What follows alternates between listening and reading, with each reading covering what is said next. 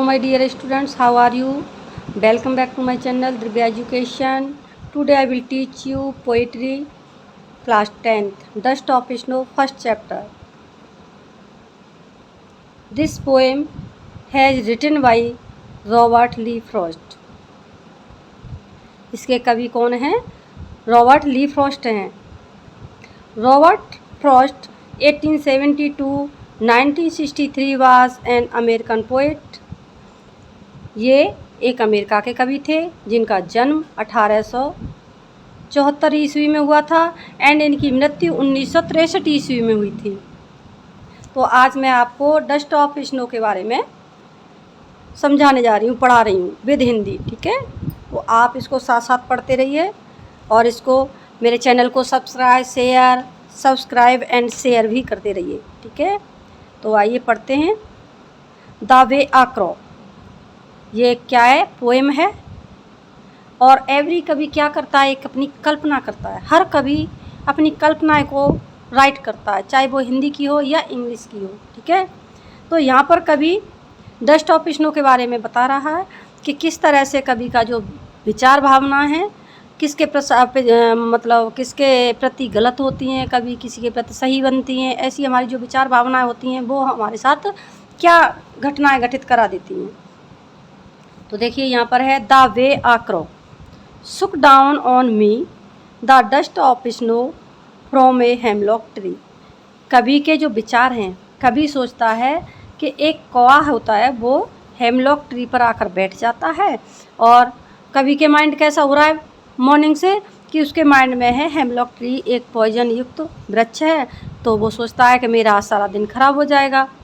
लेकिन जब वो उस पेड़ के नीचे खड़ा होता है और जब उस पर एक कौवा बैठ जाता है तो उसे सुक कर देता है। सुक मीन्स हिलाना, down on me.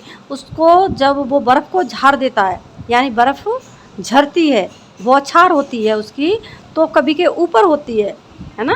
Dust of snow की बौछार कवि के ऊपर होती है हेमलॉक ट्री से, ठीक है, जिस पर कौवा बैठता है।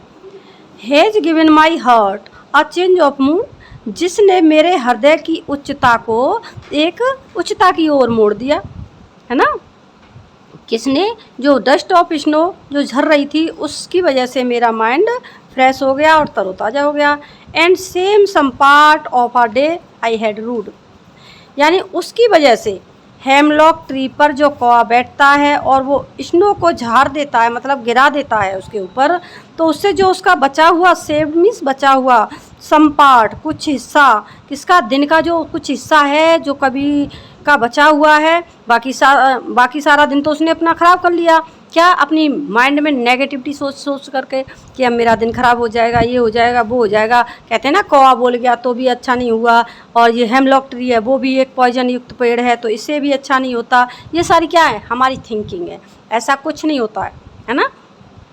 जब कवि के ऊपर बर्फ़ झड़ती है उससे उसका दिमाग एकदम फ्रेश हो जाता है ना, तो उससे उसकी क्या होता है, जो दिन था वो उसकी उच्चता की ओर बढ़ गया, जो उसने अपना कालखंड बना रखा था, ठीक है ना। और जो बाकी शेष था, जो रूट बना रखा था, खराब बर्बाद कर रखा था उसने अपने दिन को, वो उसका सेव हो गया और वो अच्छाई में बदल गया, ठीक है। तो इस लेसन से हमको क्या मोरल सेंस मिलता है कि हमें कभी भी अपने विचारधाराओं को किसी के प्रति गलत नहीं बनानी चाहिए, और ना ही अपने प्रति, ना ही किसी अदर वस्तु के प्रति। सारी वस्तुएं हमें एक शुभ संदेश या शुभ संकेत ही देती हैं। हमें अपने प्रति सतर्क रहने के लिए भी वो हमें इंडिकेट करती हैं, मतलब हमें वो समझाती हैं। कौवा अगर हमारे सामने आ गया, हम सोच रहे हैं कि कौवा आ गया हमारा बुरा हो जाएगा, अजी हम उसे करते ही क्यों हैं? क्यों करेंगे? नहीं करेंगे ना। उस काम को मत करो, उस कार्य को छोड़ दो। अगर तुम्हें ऐसा लगता है इस कार्य के करने से हमारा दिन खराब हो जाएगा तो उसे मत करो। तो ये था आपका डस्ट ऑफ स्नो आज का चैप्टर। ये फर्स्ट चैप्टर है पोइट्री का, और मैं एवरी डे आपको एक चैप्टर कराऊंगी, और इसके साथ साथ इसके क्वेश्चन आंसर एंड स्टेंजा से जो शॉर्ट आउट क्वेश्चन आंसर होते हैं वो भी कराने, short and very short and long.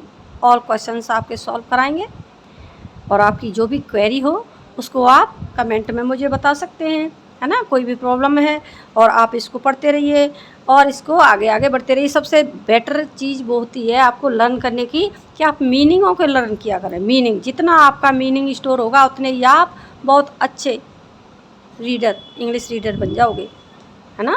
एक अंग्रेजी को पढ़ने वाले बहुत अच्छे बन जाओगे। कब बनोगे? जब आपकी मीनिंग की स्टोरेज बहुत अच्छा होगा तब।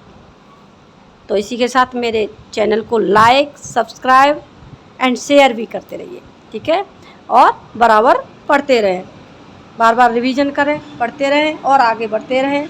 Thank you for watching my videos.